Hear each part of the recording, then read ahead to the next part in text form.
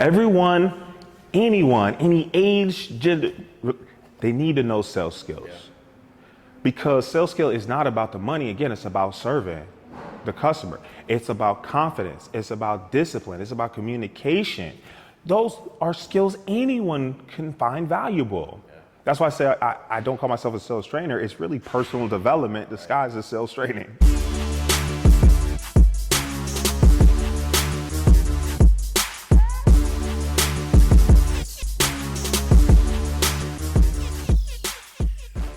This is the Millionaire Talk Show, formerly the Oglesby and Scott Show, formerly the Todd Capital Millionaire Podcast. We are making progress. We are back in Atlanta shooting these in-person episodes to give you guys that powerful content. We got a special guest today. He goes by Bruce. New skills, new you. This guy is a monster. He's all over the place. Interestingly enough, I met him in Atlanta. He doesn't live in Atlanta. I met him at the Circle of CEOs event. He walked up. He told me that his friend that took the options course had some success with the options course. And interestingly enough, we've kind of been connected ever since. And so, I mean, you never know what those connections can come to. If you're at these conferences, make sure you meet the people at the conference, not just the people on the stage. Bruce is an expert in sales. He's an expert in speaking, and he also is a vast book reader. So we got a lot to talk about today. Welcome to the show, man. Thank you, sir. It's good to be here. Good to be here. From Ohio. Man, it's funny. Neither of us live here. Right. But we here way too often. Atlanta to the Mecca. You gotta travel to the Mecca. Yes, sir. I love it. Love it. Tell people who you are. We already know where you're from, but tell people a little bit more about you. Absolutely. So yeah, Bruce Hill, new skills, new you. And I live my life on a very simple principle, but it changed your life. Listen, if you take what we say today and you go live it, your life will never be the same in the best way. So the principle is this: one new skill can change your whole life. And it almost doesn't matter what that skill is. It could be painting, it could be cooking, it could be sales, it could be reading. So let's circle back to what you just told me. I wanted to be a CEO. To me, that was the biggest boss you could be. And that was power, prestige, money. So I was like, how'd I got to be a CEO? So as a sales professional, I was reading some Grant Cardone, honing up on my skills, right? It's in the name, new skills, new you. And he said the average CEO reads 60 books a year and attends 6 conferences. And my first thought was, I don't have time to do that. I was like, ooh. I was like, wait, I caught myself though. And so I started, and we could break it down if you want to, but I crushed 60 books a year. And I was just posting them, terrible content, no hashtags, nothing. I was just posting the books I read as I read them. Well, in an effort to continue that practice of attending the conferences, I run into you. I gave you the success story, how your knowledge is changing lives. One skill, options trading, helped change someone's life. And he was like, hey, yo, this changed my life. He was like, yo, you're the guy that reads all the books. I was like, oh, I'm Instagram famous. With the content that you didn't think was that dope. Hey, consistency is key, right? Yeah. And so just like he said, that connection is there. He asked me on to help lead a book club for his mastermind group, and it's history ever since. Yeah, so interesting you say one new skill. What would you consider a skill? Because I think people may be sitting on some things they might not know are skills. That's a fantastic question. There are 5 skills that I like to focus on because I live them. I do my best not to teach people anything I haven't done. So the first one is discipline. Discipline is a skill. You're not born with discipline. Confidence is a skill. I don't believe anyone's born with confidence. But you can learn it. You can practice it, okay? If you have any friends or family, you grew up with them, and then they went to the military and came back, they have more discipline and confidence. It's not in the juice they give them. It's not in the food. They train them. They taught them that skill. So discipline, confidence, listening. Not because as a speaker, it goes this way a lot of times, but I forget this direction. And then parallel to that is communication. I do teach those separately, and that's for a reason. And last but not least is learning. Learning is a skill. You've heard me say this before. When we read books, I don't want you to turn pages. I want you to learn and live. So those are some skills that you might not necessarily put on a resume, but it can be anything that you can learn and practice is a skill. You just got to pick one that is in alignment with the life you want to live. So before we go too deep into the skills, I want to ask you what life was like growing up. So can you talk to us about that? It was pretty average. It was pretty boring. I'm blessed with 2 parents. They're both government, so I love them. And they're my first investors, so it's all love to them. But they're employees. They're government. They're the most employee of employees. They show up on time. They leave on time. They don't work weekends. They don't work holidays, right? But I love them because they did the best at whatever they put their hands to. So that was a great example for me. And then I have a brother and two sisters. Nothing really exciting. I grew up in a house. I didn't grow up in an apartment. So again, I'm thankful for that. But I didn't see entrepreneurship until I was almost 30. I didn't realize that there was people above the CEO, was the person that started the company. That never occurred to me until I started reading. So that's what's crazy. Yeah. And then you went to college, you pledged. The most prestigious fraternity of magnitude in the world, Phi Beta Sigma. What was your experience with Phi Beta Sigma and the frat life? That's a wonderful question. So I went to the University of Cincinnati, go Bearcats. And so it was PWI. When I noticed all the black men that I admired and look up to, they all had Sigmas on. And I was like, this is the type of man I want to be, that when I close my eyes, this is what I picture. And so that's where, the universe gave me that opportunity to be a man of Sigma. But as far as the college life, I think it's a blessing and a curse. I actually worked my way all through college. So I didn't go on a lot of the road trips, and I attended parties when I could, but I was usually working. And that was a little bit different experience for me, where I lived off campus for a lot of the time. I had a car where, a lot of people on campus. So it definitely helped me realize that in order for me to have some true freedom of time, it wasn't the money, because I always had money. Like, I work hard, but working hard doesn't get you rich. And so that was a good lesson in networking and becoming who I am today. I became that person at the University of Cincinnati. Some ups and downs. I got kicked out twice. I can tell you some stories. Really? Yeah, because here's my problem. I'm so smart, and I'm bragging. I'm not good in the school system. I'm like, hey, we don't need to take 12 weeks to cover this topic. Let's do it this way. But because I also thought I was so smart, I also didn't put in the practice that it took to master whatever topic. And so I was actually started off in engineering, interestingly enough. And at one point in the career, my guidance counselor was like, hey, you don't care about this subject. I see you in class. I don't see you in my office. In class, you're not paying attention. Like, you don't care about this subject. What do you care about? So I actually ended up with a degree in the Spanish language. Really? Mm-hmm. So you can speak fluent Spanish? Yeah, conversational Spanish. You might not want to hire me as a translator, but I'm definitely the best person to go to Mexico with. I never would have thought you would speak Spanish. It's a skill. Language is a skill. So puedo hablar muy suavemente en español. Like, that's just something I've learned along the way. And so that was it's definitely life-changing. Mm-hmm. And I brought that with me. I was like, if I can go through things I don't like and do okay at them, what happens when I do something I love? And that's where we start running into sales. Mm-hmm. So you leave college. What was the first job? What was your career path looking like? It overlapped a little bit. My first, and I didn't realize this till years later, my first sales job was actually fundraising. Right. And that was the best sales job I could have ever had, because I'm asking you for money and I'm not giving you a damn thing. I thank you. You get a postcard, a Christmas card. You gave $10,000, you get a Christmas card. That's not a good deal. Right. So how do you convince somebody to make that exchange? Ooh, you don't. It's not about the price. I just posted a video. Follow me on Instagram, New Skills, New You. I just posted a video. It's never about the price. People part ways with their money for two reasons. There's only two reasons. It's to increase their happiness or to remove a problem, to remove some pain. Okay. So all I had to do was show them, I was like, you make the world a better place. Your university, your alma mater is better for every dollar that you give. You can help a student like me. I go to school here. I'm enrolled in classes. I need scholarships like you so this university can continue to be great. So was that 10 or 15,000? I'm sorry. They're like, well, can we break it up into pieces? Absolutely. So you aren't even really talking about what the money is going to be. You're talking about that feeling. You're talking about what they're going to get in terms of the feeling. I teach, if you ever work with me in one of my sales courses or one of my workshops, I never convince anyone. If I have to convince you, you're the wrong person. Right. I just have to make it very obvious to the right person, this is what they want to do. How do you make it obvious? That's where communication comes in.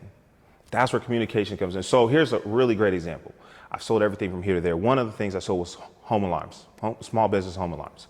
So I was talking to this guy. I said, hey, you should buy a home alarm. Excuse me, actually what I said was, I think you should buy a home alarm. And that's important for language there. He's like, no, I don't need one. I'm here, I'll protect my family. He was a black belt in something. I was like, well, a home alarm can help you do this. He's like, nope, I got a gun. And the more I tried to convince him, the more he was convinced he didn't need one. Right. So here's where he switched. And this is what I teach everyone. The most important sales skill, actually, take a guess. What do you think the most important sales skill is? Listening. Somebody's been paying attention. It's listening. I wasn't listening. So as soon as I started listening, I said, well, if you were going to buy an alarm, what would it be for? He was like, well, I travel a lot. I was like, oh, light bulb. Right. So when your family's here, you take care of them. He's like, absolutely. I'll give my life for my family. I was like, man, that's wonderful. I really respect that. But if you're not home, who takes care of your family? He's like, I don't know. I was like, I do. He's like, when can we get it installed? Yeah. You see the difference there? Yeah. I didn't convince him. I just showed him that's what he wanted. So I hear you, but how do you find the right questions to ask? Because a lot of people might be trying to figure out, like, that sounds really cool, but you followed down a path that you might have already mapped out. How do you know where to go with the questions? You know what, this is where I pride myself as a sales trainer, and I have to work on my business development, but I'm actually working on a checklist, 10 questions that you need to ask for every client. Yeah. All right, so just shoot me a DM, New Skills New You, or if you want some one-on-one help, I love custom domains. It's askforthemoney.today, not .com, not .tomorrow, askforthemoney.today. And we'll do a one-on-one, and we'll create a custom script for your business. All right. So we can ask the right questions. A lot of sales these days happens on a landing page. Mm-hmm. How do you write script that converts on a landing page using that same strategy where you're not, it doesn't sound like you're pitching people. It sounds like you're kind of prodding. Yeah. You can maybe lay out the same questions on the landing page. Absolutely. I like open-ended questions. Open-ended questions start with who, what, where, when, why, or how. So we paint a picture. How would you like to accomplish X without having to do Y? So that could mean, how would you like to hear more clients say yes without having spent hours on the phone? Or you've seen trainers do this. How would you like to use your belly fat, right, in 30 days or less without going to the gym for hours and hours? Yeah. You're kind of like asking the question that assumes the desired. Absolutely. And that's confidence. So you ask them, hey, is this the reality you want to create? The people that don't want it say no, and they keep scrolling. That's fine. What did we say earlier? We're not convincing anyone. They're terrible customers. They're headaches. We don't want those people. And that's fine. It's not against you. It's on them. They've decided they want to keep whatever problem they have. As Marquell Russell puts it. Shout out to the Client Attraction University.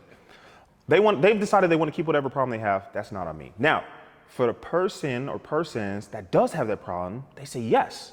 Hey, that's my problem. Because this is psychology. When you ask a question, whether you answer it out loud, your brain always answers a question. Your brain always answers them. That's why I like questions so much. So now they answer the question you want, or they don't have an answer. They say, hey, that's me. I don't have an answer. Now they're going to scroll down. Now we have to present the solution clearly. Yeah. And again, we're not convincing anyone. We say, hey, I'm Bruce Hill, New Skills New You. I teach entrepreneurs sales skills so they can advance in life and business. Yeah, that's what I want. What do I do? Hey, click this here, schedule a 30-minute call. We're going to create a custom plan for you and your business. Yeah. At no point do I have to convince you. If you want to advance in your life and business, you need to work with Bruce. If you don't, that's fine. I love you. That's so strategic. I like it. Because it's like you're asking a question, you know the answer to the question, but you put it on its head, so now they're coming to you. You're not chasing after them. They're like, I want this problem solved. Like, come here.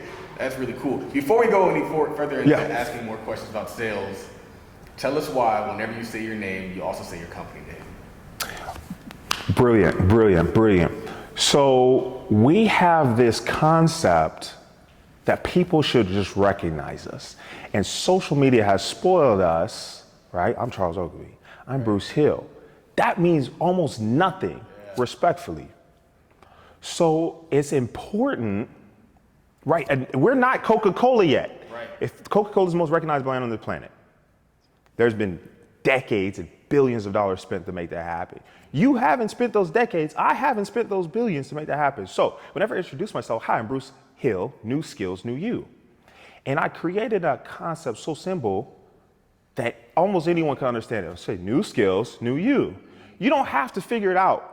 You don't need to know calculus to figure it out. Right. Like, okay, wait. It's not like some random name that has nothing to do with sales or skills. Right. Like right. Avatar. Right, right. So that's almost my introduction. That's my tagline. It's an explanation so that people can instantly connect. Oh, hey, this is Bruce Hill. He talks about skills or something. Right. But not only do you say it when you introduce yourself, you pretty much, like if you're on a Zoom call, you say it every time you speak as well. Why? Wow. So that is actually something I learned when I was very, very conceited. I'm still an area of opportunity for me. So in school, I don't know. This is just the level of arrogance I had. I went on campaign, and my concept was I wanted to introduce myself to as much of the student population as I could. And there was, I believe, a record-setting year. There's like 30,000 students at this school. And so every person I met, I would walk up to them like, hey, I'm Bruce. And I do my hand like this, and I shake their hand. And I was like, what's your name? And they tell me, I was like, hey, repeat their name. Hey, Charles, I'm Bruce, even though I just said it. And so what would happen was I could not walk from one side of the campus to the other, from one class to another without hearing, Bruce. And so what I was doing was creating name recognition. And now I will give myself some credit. I remembered names. I did remember people. Now, like, what's up, Mary? Hey, Jordan. How you doing, Chris? In the Habits of Highly Effective People, right? He talks about the name is the most beautiful sound anyone hears, their own name. But I took that with me as a business owner, as creating brand recognition, right? When we say Dave Chappelle, we're like, oh, that's Rick James, right? There's certain people that we have connections, like artists. You say the artist name, you think of a song. So I'm putting those two together for my listener. And I'm being very intentional in creating that identity for myself. I wanted to ask you about your book reading expedition. 60 books in a year. Yes, sir. How do you accomplish that? It's easy. When there's 52 weeks in a year. Easy. Let's talk about it. So whenever, this is a skill, goal setting is a skill. And I will tell you, I'm really glad you asked this. The most valuable thing that I got from reading 60 books was not a single thing I learned inside of 60 books. What's beautiful about reading 60 books is one of my proudest accomplishments. You can't accidentally read 60 books. You can't wait till December rolls around like, oh crap, I gotta read 60 books real quick. It's not gonna happen. And I do read every single page. I listen to audiobooks sometimes, but I like hard copies. We can dive into that. What happens is you have to practice discipline. What happens is you have to practice organization. What happens is you have to be consistent. What happens is you have to be deliberate. Hey, I can't do that right now. I haven't read today. And one of the things I could teach anyone on any skill you want to adopt, do it the first thing you do when you wake up. And that's what I did. I'd wake up. Here's what's so crazy. The average book has 210 pages. Stay with me. We'll do a little math. There's 7 days in a week. That means 7 divided into 210 is 30. Somebody check my math, right? All I need to do is read 30 pages each day. That's 52 books. That's easy. Depending on your speed of reading, I have one buddy, love this dude. He puts in a couple books a year, but he has dyslexia. He still makes it happen. So don't say, oh, I'm not a reader, oh, da-da-da. I don't hear excuses. Go somewhere else. For me, it takes me about 30 minutes to read 30 pages. So you're telling me 30 minutes a day, I can read 52 books in a year? 30 minutes? That's an episode of Seinfeld. So it really is simple and easy. Some things are simple, but they're not easy. But this one is simple and easy. Most of us know how to read. Most of us got that far in school. And if you don't read well, it's practice that's going to help you read well. So now where does the other 8 books come from? Well, I remember one Saturday, I noticed the sun had gone down and I had been on the sticks all day. Oh, so for the non-gamers, right, we're talking a PlayStation. Not the weed. Right, no, we was hardcore. I had spent 8 hours playing a game. No shade. If that's what you want to do, that's what you want to do. But I thought, reflected on it, wasn't in alignment with my goals. Now let's just do the math. It's 30 minutes a day. It's 210 minutes a week. That's less than 6 hours. So I spent 8 hours. That could have been a whole book. So what I started doing was I'd take one to work with me, and when we were slow, I'd read. And by the end of the year, I actually ended up with 61 books on accident. I accidentally read one twice. So really, and that's one of the things I help people with when we do a one-on-one coaching session, is I really don't change their lives. I make it easy and obvious for them to change their lives. And that's such an empowering thing as a coach. I can't really take credit for the success that my clients have, because at the end of the day, information is useless until you use it. And so that was really powerful for me. I read all these books, but I wasn't living all of them. So over the past couple of years, I've done much more practice and living them out and teaching them. And my life has changed dramatically. It's been a whole new life because I practice a new skill. Do you think that reading has had a substantial impact on your life? Yes, absolutely. Reading has had a crazy impact on my life. And again, if I didn't learn a single thing, let's say I was reading War and Peace and Dante's Inferno and Shakespeare, here's something that we don't practice as this 2021, currently we're recording this.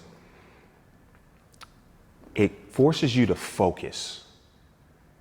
Okay, most of the time, Cal Newport calls it deep work and wrote a book, eponymous title, and he calls it a focused energy on one single task. We don't do that anymore. So one of the most powerful things that books taught me wasn't even inside the book, it was being able to focus on one task. And so now when I go on dates, hopefully I'll be happily married, like yourself one of these days, right? When I go on dates, I'm focused on my date. So now I have better relationships. When I study a new language, right, I'm focused on studying, and so my comprehension improves. When I'm focused at work, now my productivity improves. I actually work, I'm gonna get myself in trouble, I actually work way less than 40 hours, but I quadruple the output of my counterparts in the same position. Because of the practice. That's why I like hard copies. Audiobooks, I think, can be useful. You and I travel a lot. You can do so many different things with the audiobook. But that's the problem. Driving, texting. That's the problem. We're not focused. And so I think that's useful to maximize your time. However, maybe you got your hands full with the little one, right? You can't read a book. It's tough. You go tear the pages out. But when you have to sit down, you have to put the phone down, turn the TV off, turn off the radio, and focus, you don't understand how powerful that makes you. I think a lot of people struggle with that. That's the hard part, especially as you age and you have so many different things pulling you in different directions. It's tough to shut down everything. How do you do that? How do you shut down everything in a world that's constantly going, constantly sending you notifications, sending you emails, sending you Twitter alerts? How do you do that? That is one of those things that's very simple, and it is not easy. Right. So this just goes back to the first thing I said, that has to be the first thing you do that day. Yeah. Gary Keller calls it the one thing. Hal Elrod wrote a book called The Miracle Morning, and they both have the same concept. The most important thing should be done first, should be focused on. So if you do, let's see if I have it in my pocket. Yes, living my example. So if you do have audiobooks, I like to keep a notebook with me. That helps me focus because I got to write it down. I'm not texting. I'm not washing dishes. So if I do listen to audiobooks, I want to have one of these with me. So do it the first thing in the day. That's the best advice I can give you. The second thing is to keep it very short.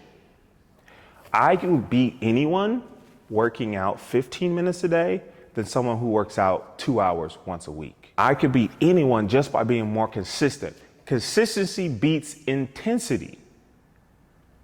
And that's why reading hardcovers has been so important for me. So it doesn't need to be 8 hours at a time like when I was gaming. But if you can create the habit, if you can practice the discipline of whatever task it is, it doesn't have to be reading. It could be exercise. It could be yoga. It could be meditation. It could be drawing. Literally doesn't matter what skill. It could be cooking. Get up in the morning and cook something. But do that one thing for 15, 20 minutes every single day. You won't even reckon. You'll have a whole new life. That's why I said, oh, new skills, new you. I was like, I gotta lock that in. What's your favorite book? Ooh. Can I get my top 5? Let's do top 5. So I love Good to Great by Jim Collins. I think the principle is good, but it's kind of dry and drawn out. This is where that practice comes in. Yeah. I've read way worse books than that, so it's not the worst, most boring book I've read. Yeah. He's definitely more of an academic. But here's the cheat code. That book took me about 8, maybe 9 hours to read. but there was almost 5,000 hours of research in that book. Right. Books are a cheat code. I remember you saying that. Yeah. Instead of having a team, I think he had a team of 12 people with 5,000 hours going through reams of data. I just spend 8 hours. In the condensed form. Yeah. So I love Good to Great, how he organized that information so quickly. I like this one. There's 2 books by Stephen Pressfield, which is interesting. You don't recognize that name, but he wrote The Legend of Bagger Vance. Remember that old Will Smith movie? Mm-hmm. He wrote a book called The War of Art. And it's about unleashing our creativity. And he wrote one called Do the Work. And that would kick me in the teeth. Because he was like, yeah, that's the secret. Go do the work. There's no shortcut. I don't care how many books you read. What did you do? So let's see. Think and Grow Rich. I read that every year, at least once. And then my 5th favorite book is Ask for the Money, which I wrote that one. So. Ask for the Money. What's that book about? It's a greed-free approach to ask for what you want and deserve with confidence. Yeah. And it's really, if you read it, it's really not about the money.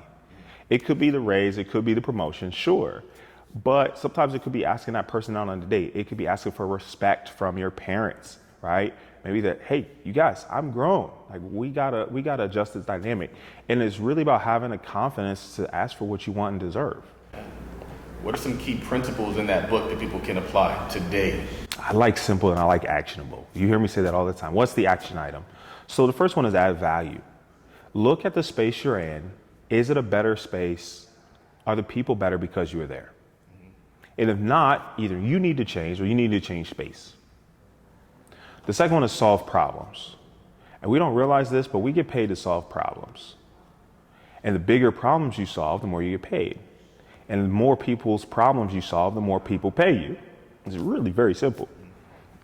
So you have to look at how am I making the world a better place? So remember earlier we said they want to increase happiness, they want to remove pain. So adding value increases happiness, solving problems removes the pain. And that could be really subtle for your parents. It could just be telling them, hey, I love you. You're important to me. You're valuable. If they're still with you, be thankful for that. Hey, I'm thankful you're here. That's huge. That's huge. So again, I don't want people to get caught out. Yes, I am a sales trainer, but it's really personal development disguised as sales training. Yeah. And then asking for the money. One of my favorite stories. I was interviewed for a sales manager position. I was not qualified. And they said, hey, why should we hire you? I was like, because I'm going to get better every day. And I could confidently say that because I've been reading 60 books a year. I've practiced it. I've been in a lot of them were sales books because as a sales professional, I was mastering that skill. And they were like, we don't know. And I was like, hey, I have one question for you. What do you need to know from me or about me to help make this decision easier for you? And I encourage you all, everyone hearing me, to use that in interviews. What's your hesitation in hiring me? And what's great is they'll tell you, well, Bruce, we don't know if you have the sales, the managerial experience that we're really looking for. Hey, I'm really glad you brought that to my attention. Did you know I've been teaching the sales trainings for my last company for the past year, 4 times a week? Really? Absolutely. You could call, and I gave them a reference, and they checked. They're like, wow. And then I got the job. Now here's the ask for the money part. So I asked for the job. I got it. I said, well, listen, I know the salary's this. However, I know for this position, it should be between here and here. I actually got 20% more than the starting salary just because I asked. People are afraid to ask. That's why I win. Because I'm not afraid to ask. Address that real quick. This is where I think a lot of people are afraid of sales. I believe, actually, I'll tell you a secret. And if I haven't already told you, introverts make the best salespeople. Do you know why that is? No. Well, you said it earlier. What's the number one sales skill? Listening. Yeah. Who's going to listen more? An extrovert or introvert? Yeah. So introverts win in a lot of areas where it's not logically assumed that they should win. Well, I think that for an introvert to know how to sell well, they have to have your approach. When I was out there trying to sell as an introvert, I was trying to be an extrovert. Oh, so no. I was trying to be the sales pitching guy, and that didn't work out. Okay. But I think if I had your approach, I could have done really well. Yeah, I could teach anyone to sell. Yeah. But to be great at it, you do have to care about what you're selling and the people you're selling to. And when you really care about someone, you're going to listen to them. You're going to ask them questions. So circle back to around rejection. A lot of people are afraid to be rejected. They take it personally. But you just have to remember, hey, they don't have a problem I can solve. That's okay. I got to go find the person that has the problem. Thank you so much for letting me know that you don't have a problem I can solve. I appreciate the feedback. Who has the problem I can solve?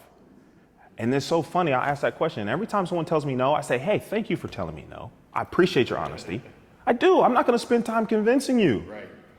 But I ask, who do you know that does need some sales training? Oh, well, actually, my friend just started a business. Great. What's their number? Can I have their email? What's their Instagram? And so when you stop taking rejection personally, you're going to level up in all areas of your life. You'll be less afraid to ask. Why do people take rejection personally? They look at it as part of their identity. Yeah. We've been conditioned to think that every interaction has to be positive and that everyone should agree with us. What's a very powerful concept I learned from traveling to other countries is you can disagree with people and still like them. We don't do that in this country. We cut you off and cancel you. Cancel. If you disagree, you get canceled. Now, there are some basic things, respect, right? Like, you're not going to put hands on me. There's some fundamentals. But for the most part, if you vote for one person, I vote for one person, we can have an interesting dialogue of why you made that choice. Because you're making that choice because you believe that's what's best for you. Right. Very rarely are you making that choice, this is really going to screw Bruce over. Right. You're not thinking about me when you're making some decisions. So once we remove ourselves from the outcome and realize, hey, I'm here to serve. If someone says no, hey, that's just the wrong person. There's nothing wrong with me. There's nothing that I did incorrectly. I just have to find the right person. And once you shift that, man, you take off. Why are some people afraid of sales? It goes back to confidence. So on one hand, side of the coin is confidence, the other hand is rejection. They look at rejection as a negative thing, and honestly, rejection is great feedback. Yeah. Rejection is great feedback. So think about in the market, if you pull, let's say you make a call, you're betting the market's going up, right? But if it doesn't, you've got feedback. You're like, why was this decision wrong? So if I ask someone, let's go back when I was selling cars. I was like, hey, check out this beautiful Corvette. It's got a great price, low miles. Let's get you home. He's like, He's like, no, I don't want it. Now, a lot of people would have tried to convince him, or they could have taken it personally. This guy's an idiot. I'm wasting my time. I'm going to go talk to someone else. But confidence says, hey, I need to either figure out what his problem is.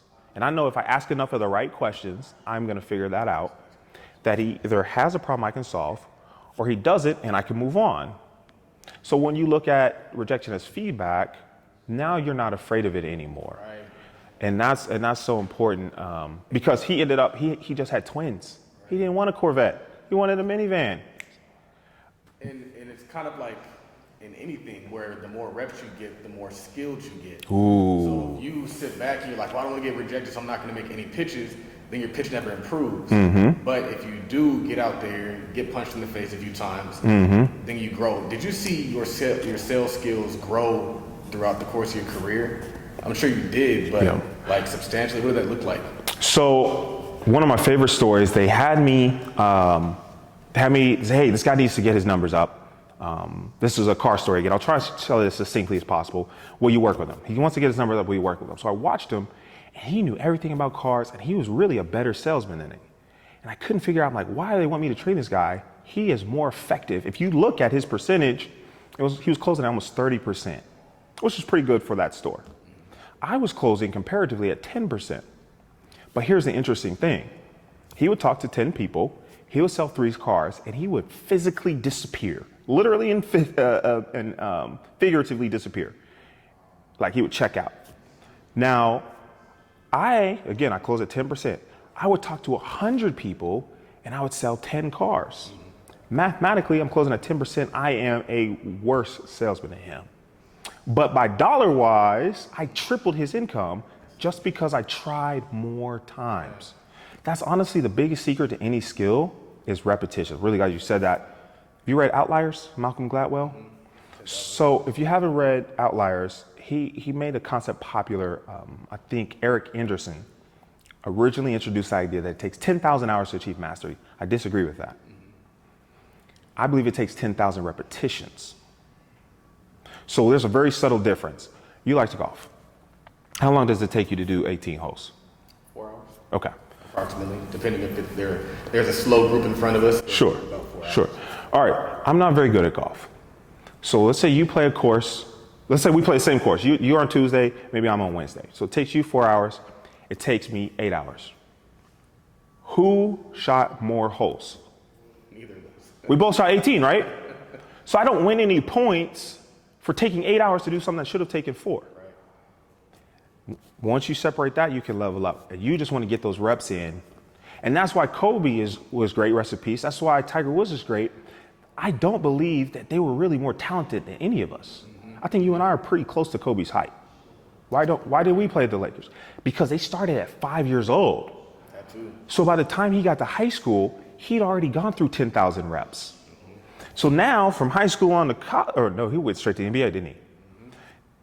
Now he's got 10,000 more reps.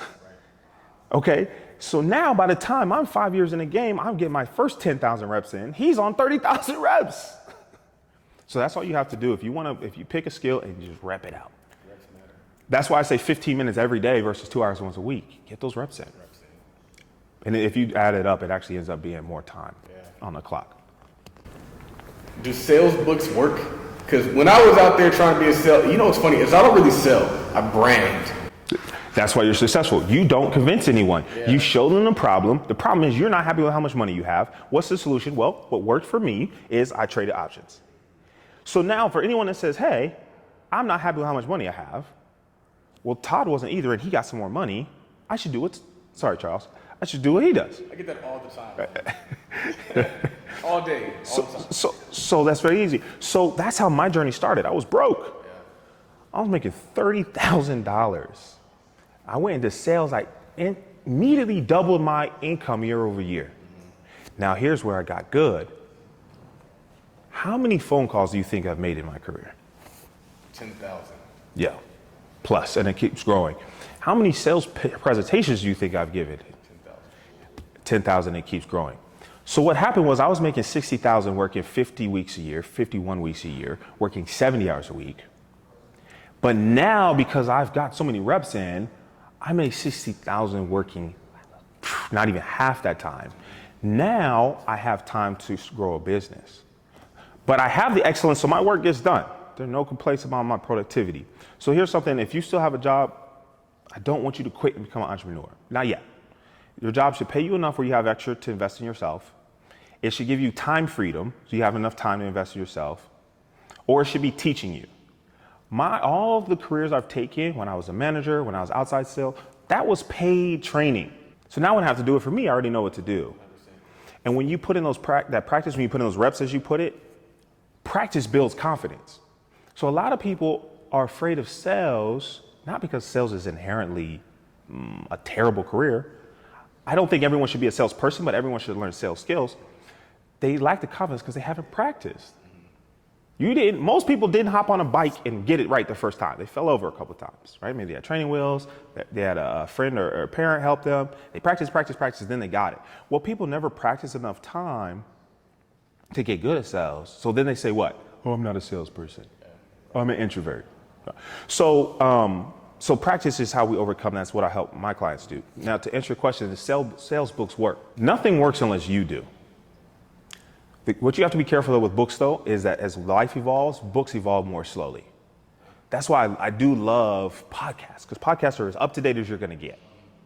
But books can be useful to expand your perspective, to teach you techniques you didn't think of, to teach you questions you didn't think of. But what I would have done to help you be more successful is I would have just taught you better questions. And it's less scary when you're asking questions as opposed to pitching.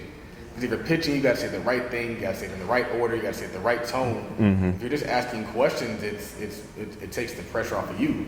The pressure's on them now. Now they got to have an answer for whatever questions you're asking them. So that's interesting. Yeah, that happened to me maybe just last month. I was pitching a product, not to get too technical, but it's a network monitoring tool. And I said, hey, this is a great tool. It can talk across departments, and it can get a single source of truth, a single pane of glass in all your IT environment. He's like, oh, we already have that. 10 years ago, I would have been like, no, you don't have a tool like this. This is the best on the market. 5 years on Inks 5000 is one of the fastest growing companies. Yeah. But I was like, tell me about the tool you have now. He's like, oh, we're using this tool. I was like, well, how do you like it? He's like, it's okay. I was like, well, if you could change one thing, what would you change? He's like, man, I just want a mobile app. Yeah, that's it? Yeah, man, if I could just, I travel a lot. If I could just do it for my phone, my life would be so much easier. I'm like, really? I never would have thought to tell him we have a mobile app. Right. I could spend 2 hours training you on this tool. But all I had to do was say, hey, I just sent you an email. You see it? He's like, yeah, hold on. Oh, is this your mobile app? Yes, sir, it is. Huh. Do you have any time on your calendar tomorrow? Yes, sir, I do. I don't sell anything. I just solve problems. Savvy, man. Do you feel like sometimes people just reject you for the sake of rejecting you when it's sales? Because it seems like through any rejection. Okay. So there's a lot of layers to that. We don't actually have time to cover this in this conversation, but the short answer is people are trained to say no. Yeah. So you go, hey, can I help you? No, we're just looking, right? No one likes to be sold, but everyone likes to buy. That's why even though I teach sales skills entrepreneur to help them advance their life or business, if you look at my Instagram page, it says pivot coach. It doesn't say sales trainer. I don't want you to go sell houses. I don't want you to go sell life insurance. I don't want you to sell cars. I can help you do that. What I want to help you do is effectively communicate what problem you solve. So here's what I did. Here's a perfect example. When I was selling cars, I didn't ask people, hey, how can I help you? We're not selling shoes. They come to a car lot to buy cars. It's a stupid question. So I said, hey, how can I make the most of your visit today? And that does two things. First, it's a disruptor. Second, what I tell you, it's a better question. So now I have to say, well, shoot, what do I want to do today? Can you show me where the vans are? Absolutely, they're right that way. Now, if you have any questions, my name is Bruce. I'm here to make the most of your visit today, all right? Yeah. Crushed. I ate, bro, top 100 in the nation. But I don't use sales skills. So it seems like everything that you think you're supposed to do as a salesperson, don't do that. Do what Bruce tells you to do, because your life will be better. No, because I walk into a dealership and it's not like that anymore as much. Like they're just hounding you. Yeah. Like, hey, what are you here to see? And people don't want to do that anymore. But your question is more inviting. It's not pressure. Well, it's a mindset. So I have two focal points. I teach mindset. I really is really where I focus on, and I teach mechanics only after the mindset's right. So I said earlier, it's not about the money. It's never the price. I define sales as a service. Sales is a service. The byproduct of excellent service is money for a business. So here's a perfect example. It would be very difficult for you to sell me a razor. I don't need a razor. I don't cut my hair. You could never sell me a razor. You could be like, it's the best razor. It's titanium. It's folded 15. I don't care. Does that mean it's a bad razor? And this is the problem with sales is we try and convince people. We try and manipulate people. We try and force people instead of trying to find the right people to serve. So in that example, would you just not even approach them? That's just not the customer for you. Let's go find customers that are for you. So that's a very obvious one. But here's the thing. I would still approach because it's reps. It's still reps. And I want to hear no so often I get used to it. It doesn't even sting anymore. So I say, hey, Mr. Hill, I noticed you have this long hair. How long have you been growing your locks? Oh man, it's been 6 years. I turned 6 in June. I haven't cut my hair in 7 years. Man, that's amazing. I have this set of razors, and I don't want to make up your mind for you, Bruce, but could I interest you in these razors? And I'll say, hell no. Maybe I'll put some curse words in there. And I said, oh, you know what, Bruce? I thought so, but I wanted you to have that decision. Who do you know that does it?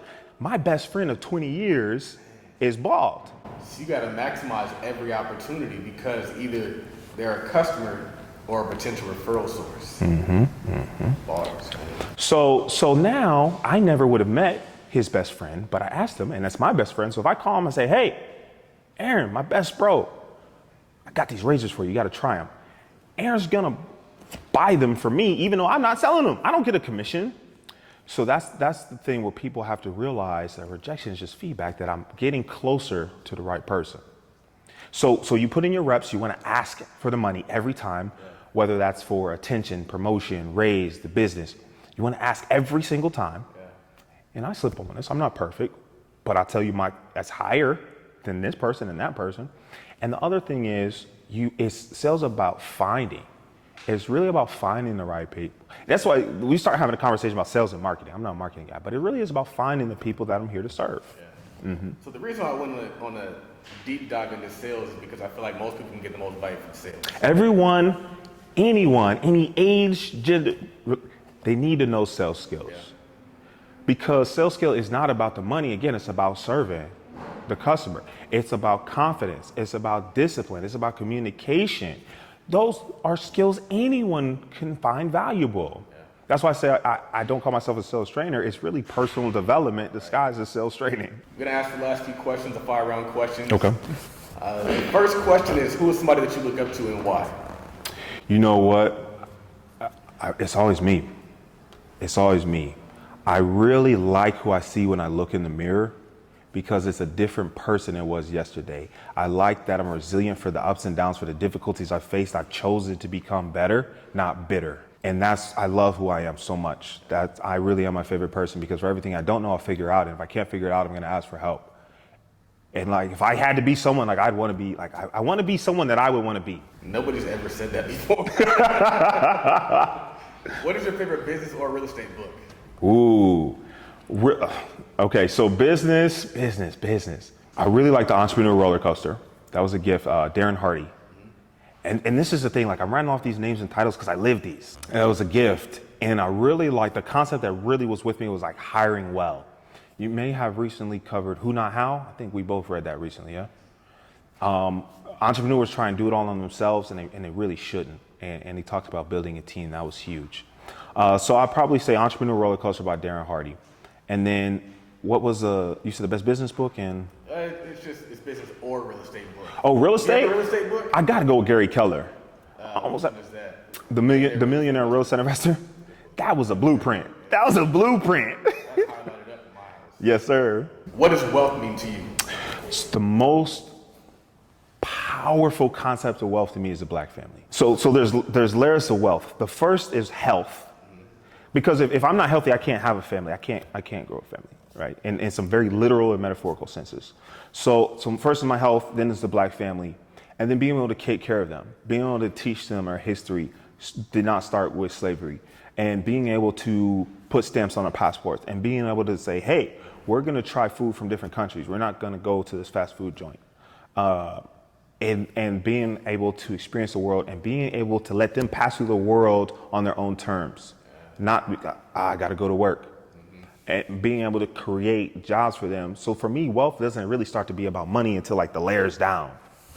It's definitely about a whole black family. It's really smart, man. Last question is, what sets apart successful salespeople from those who give up, fail, and never get started? I'll actually give you 3 things on that one. So the most successful salespeople genuinely care about serving their customers. When I stopped selling cars and started solving problems, how can I help you? No one really wants to buy a car. Excuse me, very few people. Some people go car shopping, they buy something fancy. But most of the time, they got to solve a problem. I got to get the kids to school. I got to get to work. I got a job. I got to feed my family. They have a problem. And when I focused on solving those problems, that's when I ended up, top in the region for customer service. That's when I started going to President's Club's award dinners. So the first thing is a genuine heart to serve. The second thing is just never, ever give up. Can I tell a quick story? So I was working for a software company, and this is where a lot of people don't like sales. So I know that if I made 100 calls, I'd book 1 appointment. So Monday I made 100 calls, 0 appointments. Now most of my coworkers made that 100 call, that 99 call maybe, and they stopped. So I made 20 more. No appointments. Tuesday I made 100 calls, no appointments. I made 20 more. Okay. I'm like, man. Wednesday I made 100 calls, 0 appointments. I'm like, I made 20 more. Thursday I made 100 calls, 0 appointments. I made 20 more.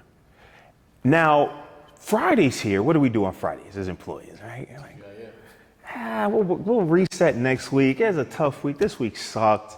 goof off. We had a ping pong table in there, ESPN's on the TV, there's lots of distractions.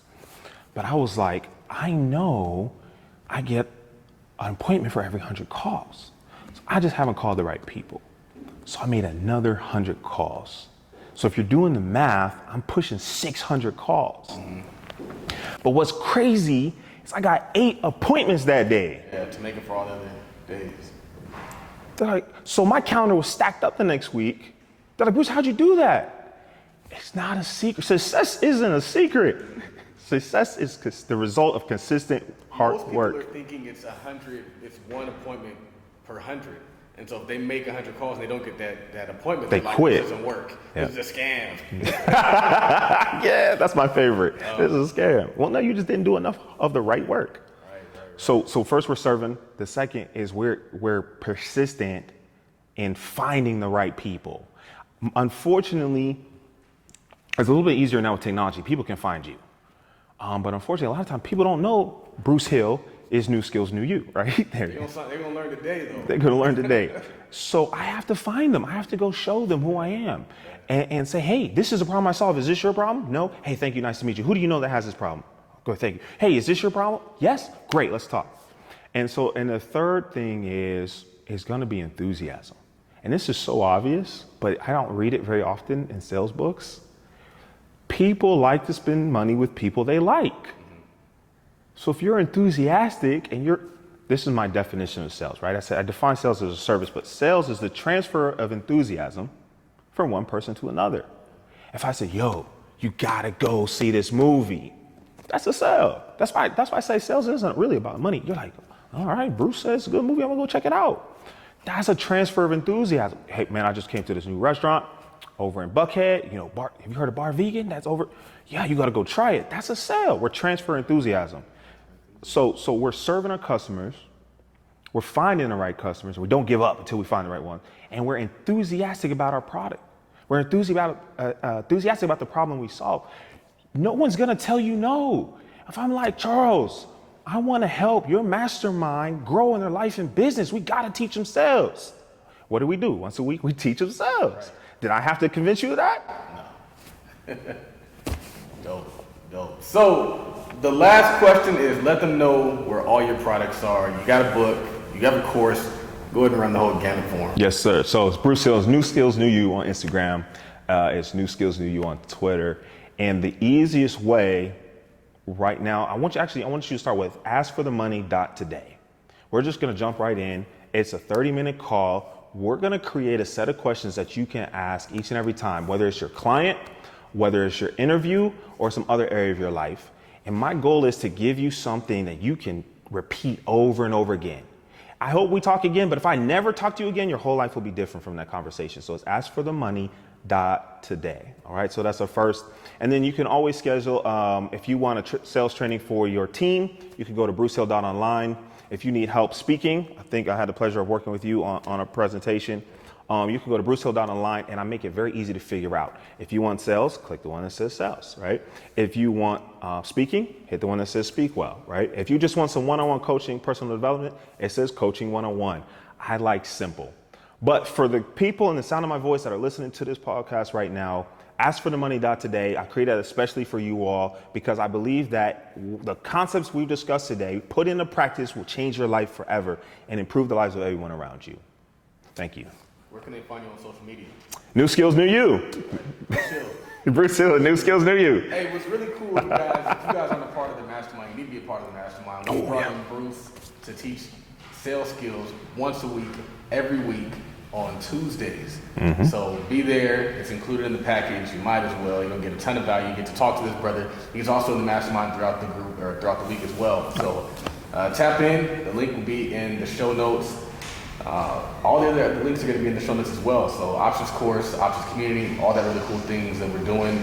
We are going to continue to grow and build and grow you and build you as we do it. So my name is Charles Oglesby, also the Top Millionaire. We are signing off.